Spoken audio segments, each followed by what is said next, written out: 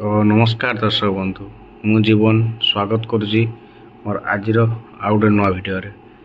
तो दर्शक बंधु आपने जानते कि वर्तमान माने आमर श्रीमती उपमुख्यमंत्री प्रभाती देव परिड़ा एवं डिक्लेरेशन कर कि वर्तमान जो मैंने सुभद्रा पाइबापी योग्य थे जार 21 वर्ष हो नाला एवं 21 वर्ष हो तो ऑटोमेटिक सेटा आपणकर सुभद्रा जोड़ी हो से सुभद्रा पैसा पाइपर जोटा कि नुआ वर्ष से मैंने 2टी किस्ती एकाथरे पाइपर जोटा कि आम 5-5-10,000 टंका एकाथरे पाइपर।